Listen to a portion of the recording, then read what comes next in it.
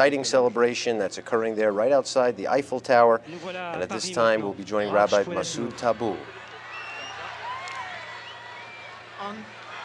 On donne le kavod à Rabbi Rashi de Paris, à Rav Avraham Goldman d'allumer le bougie de Hanouccah devant tous les mishtatvim qui sont venus pour voir le Rabbi et s'associer ensemble avec tout le klal Israël du monde entier. As you can see, a tremendous crowd at the Eiffel Tower, more than 20,000 people in attendance for the spectacular menorah lighting ceremony. An interesting angle there on a very interesting menorah, 7 meters tall, about 25 feet, crafted from metal and plastic by some Jewish volunteers.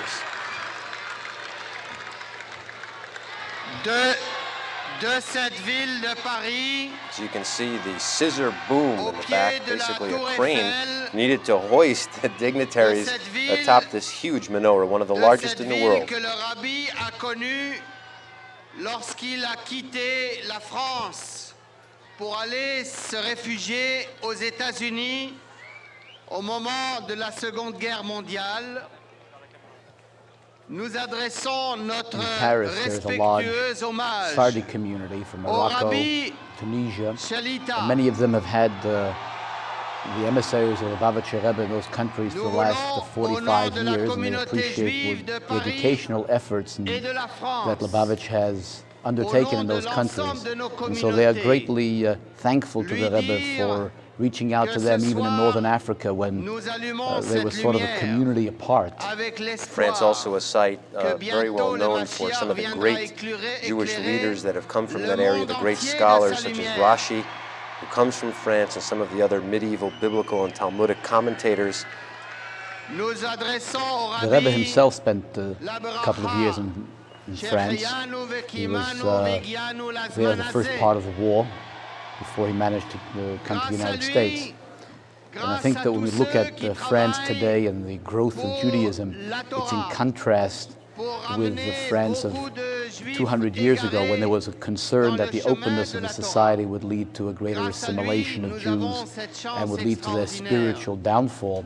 Now we're seeing in France itself such a strong revival that France is leading the way in a return to Judaism.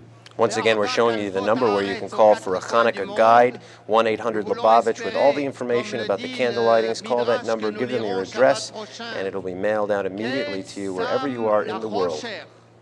You're seeing now the Rebbe against the backdrop in Paris, and we will be going shortly to his address that people are anxiously waiting for, his annual Hanukkah message.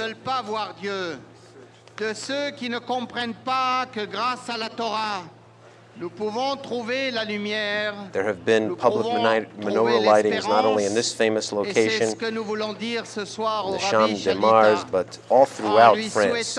Indeed, the Rebbe mentioned this past Saturday in what's called his weekly Farbrengen, a gathering of Jews where he gives a special message. He gave a special l'chaim and dedicated, indeed, almost the entire Farbrengen to talking about these special people in France and a special delegation that had come to New York to celebrate Hanukkah with the Rebbe and to give him their blessings. Amen.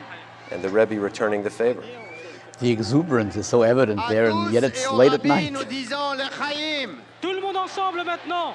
Les chaim au Rabbi. Les chaim. The chaim to life. The chaim to the Rebbe. May he live a long and healthy life. Again, more than 20,000 people at the Eiffel Tower. Au nom de tout le monde qui s'est rassemblé ici, on dit au Rebbe l'chaim, der Rebbe soll sein gesund, leil me'ad, und uns führen gegen Mashiach Tzidkeinu, qui nous amène très bientôt dans la construction du troisième Beit Hamikdash. Activities in France is offering his blessing to the Rebbe at this auspicious occasion.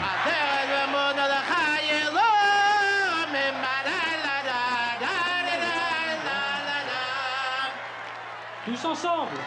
They began singing the tune, La Marseillaise, which, although for many years was the French national anthem, the Rebbe adapted it some years ago, saying that we have the opportunity to take the spirit of superiority and strength that that song has and use it for a Jewish purpose, use it not just in a sense of a material victory or freedom, but also for the spiritual freedom, freedom of the human being, freedom of the internal spirit of man, that can be released with that song. And the Rebbe started this. It's become very popular in Hasidic circles now. And what we have found is this sort of an interesting sidelight on it, that the French have sort of moved away somewhat. They have changed the national anthem as the Hasidim have adopted it. It's sort of been somewhat of a switch, and now it has become primarily a